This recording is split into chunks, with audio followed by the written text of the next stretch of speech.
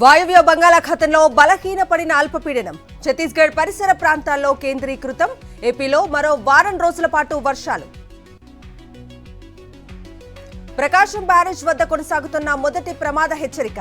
కృష్ణా, గోదావరి, తుంగభద్ర నదీ పరివాహక ప్రజలకు అలర్ట్. వరదలతో అతలాకుతలమైన కామారెడ్డి. లోతట్టు ప్రాంతాలు జలమయం. కొట్టుకుపోయిన కార్లు, బైక్లు.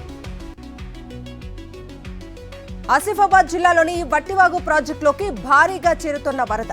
4 గేట్లు ఎత్తి నీటిని దిగువకు వదిలిన అధికారులు. వర్షాలు కురిసిన ప్రతిసారి రోడ్డుపై నుంచి ప్రవహిస్తున్న వరద నీరు. సంగారెడ్డి జిల్లా మధ్వారి గ్రామంలో బ్రిడ్జ్ ఏర్పాటు చేయాలని స్థానికుల డిమాండ్. భూపాలపల్లి జిల్లా రేగొండ జ్యోతి బాపులే హాస్టల్ను సందర్శించిన గండ్ర. విద్యార్థుల సమస్యలను అడిగి తెలుసుకున్న ఎమ్మెల్యే. సిరిసిల్ల జిల్లాలో మిడ్మానేరు వరద ఉధృతిని పరిశీలించిన బండి సంజయ్. లోతట్టు ప్రాంతాల ప్రజలు అప్రమత్తంగా ఉండాలని సూచించిన కేంద్ర మంత్రి. భద్రాద్రి జిల్లా అశ్వాపురంలో బషీర్బాగ్ అమరవీరులకు నివాళులు. సిపిఐ కార్యాలయంలో అమరులను స్మరించుకున్న వామపక్ష నేతలు. టీడీపీ ఎమ్మెల్యేలు కరువు రైతుల పొట్ట కొడుతున్నారు. వైఎస్ఆర్సీపీ నేత మాజీ ఎంపీ తలారి రంగయ్య మండిపాటు. రైతులతో కలిసి కుందుర్పి బ్రాంచ్ కెనాల్ పనుల పరిశీలన.